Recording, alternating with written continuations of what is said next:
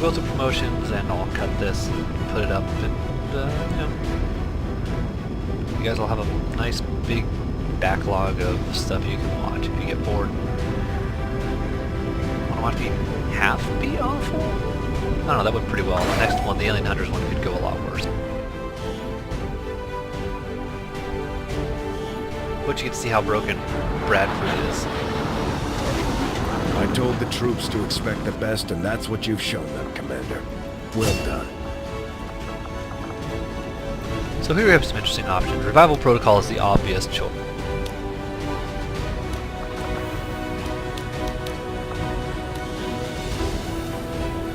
Revival Protocol, it won't let me pull it. Allows you to remove negative status effects, disoriented, stunned, panicked, unconscious.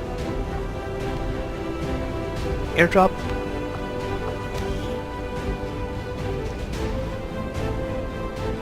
I don't know how this works. I don't know how many times I can use it. Is it on a cooldown? Is it once per mission? I don't know. It does sound interesting. And threat assessment, I'm not a big fan of. Aid Protocol will also give the person being hit by it an Overwatch shot, a covering fire Overwatch shot, which means that it can react on anything, not just movement. But the extra cooldown on Aid Protocol is kind of a pain in the ass. And since we've kind of got a theme going here, definitely Revival Protocol. I don't know if it lets me remove things like poison as well. This is negative mental status effects. Interesting.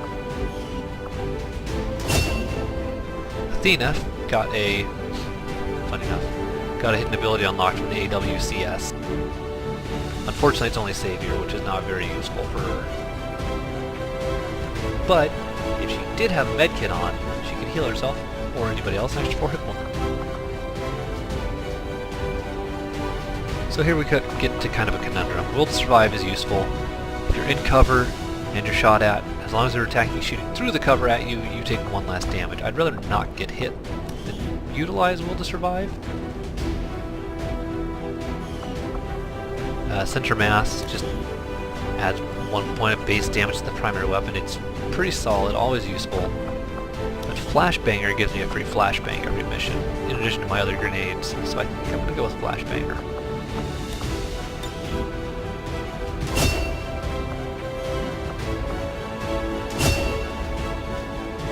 No, I'm going to do the last 2 in the ship.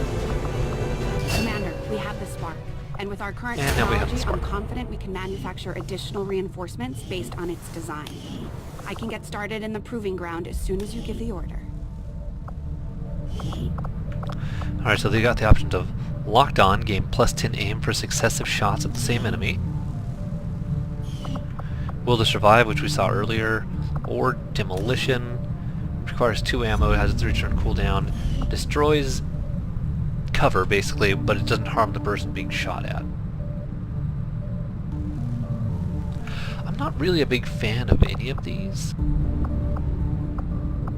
Lockdown would work well with hollow targeting, probably, but I already took Shredder, and I don't regret that decision either, so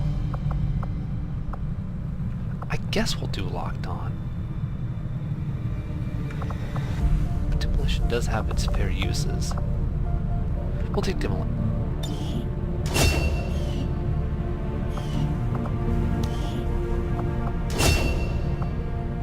Jan, who's quickly racking up the kills with 4 missions and 20 kills, although admittedly those robots count.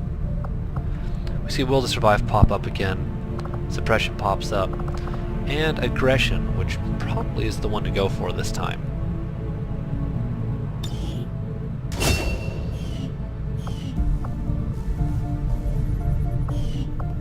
That's what we got for now. I'm going to look into some mods really quick, see if the toolbox allows you to increase squad size. I believe it does.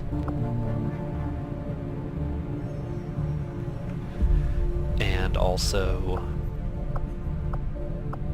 Commander, oh right, we'll take a quick look at our something new you friend. should know about Julian. It turns out he wasn't entirely wiped when we took down that sectopod. There was still an imprint of his core memory left behind when he accessed Rover. I've isolated the nodes on a detached system for now. You know, if we wanted to, he could actually be pretty effective at operating the spark. If we stripped out some of his higher level reasoning, that is. I could look into it. That really has no effect other than just for amusement. With the spark, you can actually change his voice to Julian's. So to start with, he has Shredder as a base ability. He gets Overdrive. He can equip heavy weapons that normally are applied to the heavy armors that we haven't unlocked yet. He's immune to fire and poison, and he can hack, but his hack score is pretty awful. It's just mostly in case you don't have a specialist, and you need that long-range hack ability to get an objective in time.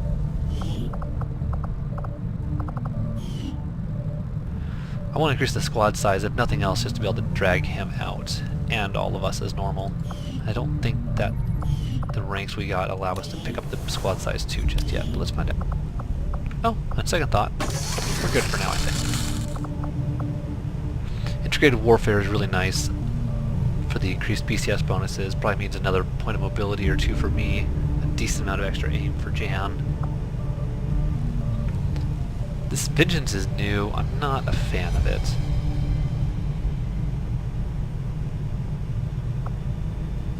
Wet Work is nice, but it's really expensive for what you get out of it. It's really a late game purchase. Lightning Strike is super useful. 3 extra movement on the first 2 turns of battle if you remain concealed. Really helps you get into position in a hurry, and not waste those first 2 turns when you're on a limited turn timer. Vulture is usually well worth its money, but I think I'm going to hang on to the supplies for now. Just give the word and I'll get started, Commander.